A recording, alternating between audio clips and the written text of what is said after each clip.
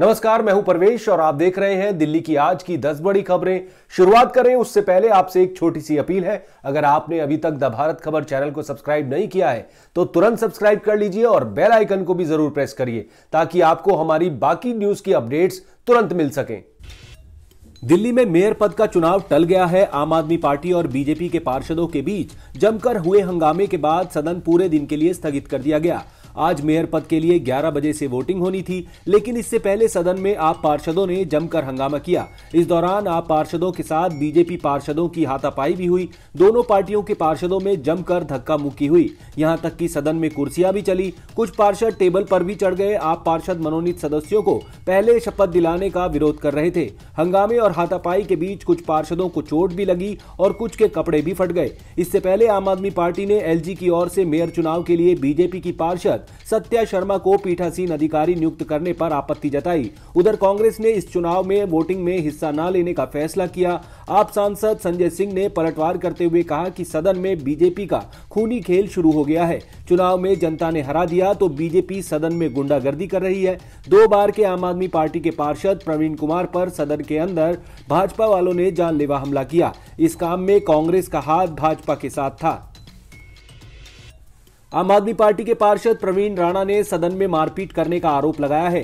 आप सांसद संजय सिंह और विधायक सौरभ भारद्वाज के साथ प्रेस कॉन्फ्रेंस में हाथ में चोट दिखाते हुए प्रवीण ने कहा कि उन्हें जान से मारने की कोशिश की गई, उनका गला दबाने की कोशिश की गई। इस दौरान विधायक सौरभ भारद्वाज ने कहा कि आम आदमी पार्टी बीजेपी को उन्हीं की भाषा में जवाब देना जानती है। वहीं सांसद सुशील गुप्ता ने कहा कि बीजेपी ने सभी कानूनों को दरकिनार करते हुए मनोनीत पार्षदों को पहले शपथ दिलाने की कोशिश की, जबकि पहले चुने हुए पार्षदों शपथ दिलाई जाती है। आप पार्षद प्रवीण कुमार ने कहा कि बीजेपी गुंडागर्दी कर रही है। सबसे पहले मनोनीत पार्षदों का शपथ ग्रहण कराया जा रहा था।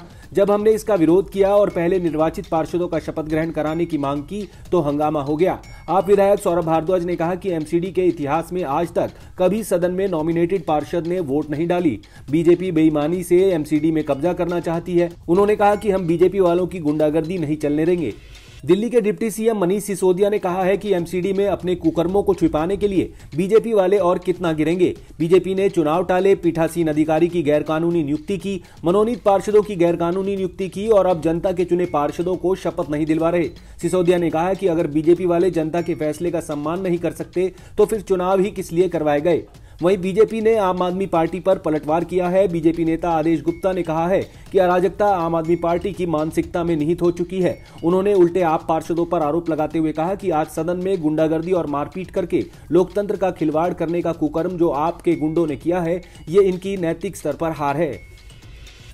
दिल्ली के कंझावला केस की गवाह और हादसे के वक्त अंजलि के साथ रही निधि को दिल्ली पुलिस पूछताछ के लिए उसके घर से ले गई है। अंजलि के परिवार की ओर से निधि को आरोपी बनाए जाने की मांग और हादसे के बाद चुप्पी साध जाने की वजह से उठ रहे सवालों के बीच पुलिस एक बार फिर निधि से पूछताछ करेगी।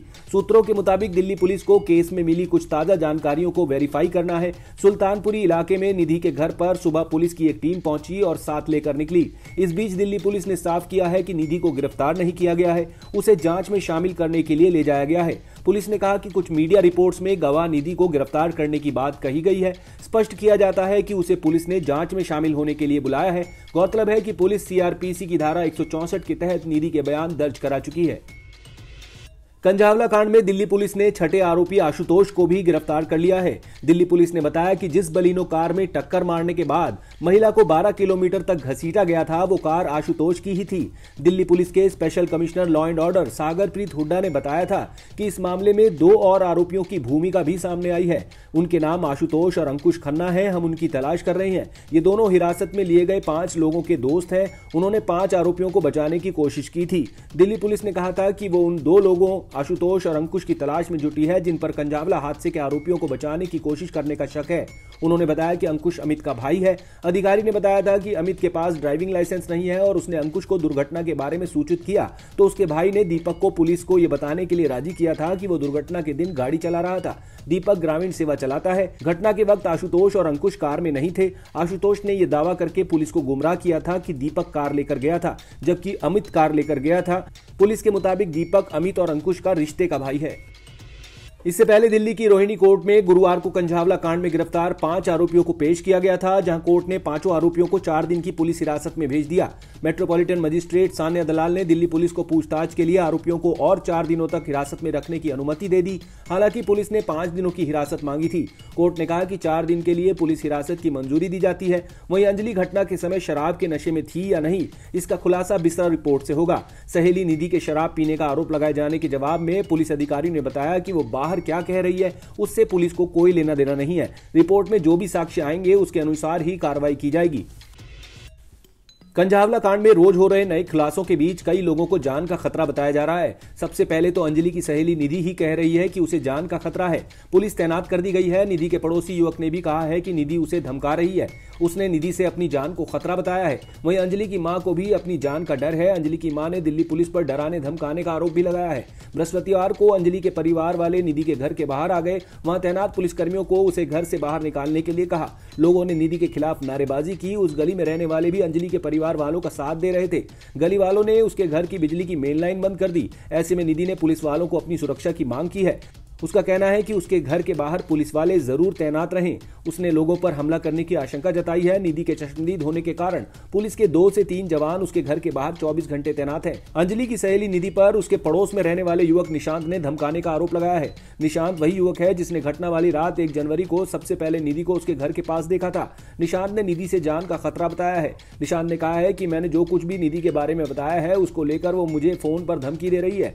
निशांत ने बताया कि निधि उससे कह रही है कि वो पुलिस को उसके बारे में जानकारी क्यों दे रहा है। निशांत ने कहा कि निधि ने उसे 4 जनवरी को शाम 7:03 पर फोन किया था। उसने कहा कि उसके पास बातचीत की रिकॉर्डिंग है। निशांत ने सुल्तानपुरी थाने में इस बाबत शिकायत दी है। निशांत ने बताया कि पुलिस उसकी बातों पर यकीन नहीं कर रही है और कह रही है कि महिला इस तरह धमकी नहीं दे सकती। पुलिस ने उसकी फोन की रिकॉर्डिंग भी नहीं सुनी। कंझावला कारकांड में सम्मन मिलने के बाद दिल्ली पुलिस का एक डेलीगेशन दिल्ली महिला आयोग में पेश हुआ। इस दौरान दिल्ली महिला आयोग ने दिल्ली पुलिस को केस से जुड़ी जांच को लेकर कई सुझाव दिए। दिल्ली महिला आयोग की अध्यक्ष स्वाति मालीवाल ने मांग की है कि कंझावला कार केस सीबीआई को ट्रांसफर हो। महिला आयोग ने पुलिस की अब तक की कार्रवाई पर सवाल उठाए हैं। स्वाति मालीवाल ने कहा कि मृतक अंजलि की सहेली निधि का फोन अब तक जब्त नहीं किया गया है। इसके अलावा पुलिस ने अभी तक सारे सीसीटीवी फुटेज भी नहीं खंगाले। आरोपियों पर धारा 302 भी नहीं लगाई गई। इतना ही नहीं, चश्मदीद गवाहों का 164 का बयान भी दर्ज नहीं किया गया है। दिल्ली महिला आयोग ने कहा कि कंझावला में हुए हादसे की रात पुलिस ने खराब काम किया। दिल्ली के आश्रम फ्लाईओवर के आसपास की सड़कों पर भारी ट्रैफिक देखने को मिल रहा है। फ्लाईओवर को 1 जनवरी से बंद किया गया है ताकि डीएनडी फ्लाईवे से जोड़ा जा सके। नतीजा, साउथ दिल्ली जाने वाली रोड सराय काले खां के पास और दिल्ली नोएडा बॉर्डर पर रोज जाम लग रहा है। पीक आवर्स में तो घंटों जाम लगता है। एम्स और मूलचंद जाने वाली सड़कों पर भी खासा ट्रैफिक रहा। आश्रम फ्लाईओवर एक्सटेंशन के काम ने रिंग रोड और मथुरा रोड पर दबाव काफी बढ़ा दिया है। पुलिस ने कई जगह डायवर्जन किया है। कुछ वैकल्पिक रास्ते सुझाए गए हैं ताकि जाम कम लगे। ताजा एडवाइजरी में ट्रैफिक पुलिस ने Noida, Ghaziabad, C V Raman Marg, new friends colony, Jamia, Shaheen Bagh, Lajpat Nagar, defence colony, Sukhdev Vihar, Jangpura से आने वालों को आगे जाने के लिए रास्ते बताए हैं। सीवी रमन मार्ग से आने वाले लोग रिंग रोड के तैमूर नगर कट पर राइट टर्न लेकर सराय काले खां, NH24, गाजियाबाद और नोएडा जा सकते हैं। वहीं न्यू फ्रेंड्स कॉलोनी, सुखदेव विहार, शाहीन बाग से आने वाले लाजपत नगर मार्केट, एम्स, धौला कुआं और नई दिल्ली जाने के लिए मथुरा रोड, मोदी मिल flyover, outer ring road, Lala Lajpat Rai मार्ग से जा सकते हैं। लाजपत नगर, डिफेंस कॉलोनी, जंगपुरा, भोगल से आने वाले लाला लाजपत राय मार्ग, आउटर रिंग रोड, मोदी मिल फ्लाईओवर, मथुरा रोड, सरिता विहार, बदरपुर और फरीदाबाद के रास्ते जाएं। दिल्ली एनसीआर में गुरुवार को भूकंप के झटके महसूस किए गए। नेशनल सेंटर फॉर सिस्मोलॉजी के मुताबिक इसका केंद्र अफगानिस्तान का फैजाबाद रहा। रिक्टर स्केल पर इसकी तीव्रता 5.9 रही और ये रात 7:55 पर आया। झटके महसूस होने के बाद लोग घबराकर अपने अपने घरों और दफ्तरों से बाहर निकल गए थे। दिल्ली से सटे नोएडा, फरीदाबाद और गुरुग्राम में भी लोगों को झटके महसूस हुए। इसके अलावा जम्मू कश्मीर के सांबा, कठुआ, डोडा, उधमपुर, जम्मू, कटरा और श्रीनगर में भी इसके झटके महसूस किए गए थे।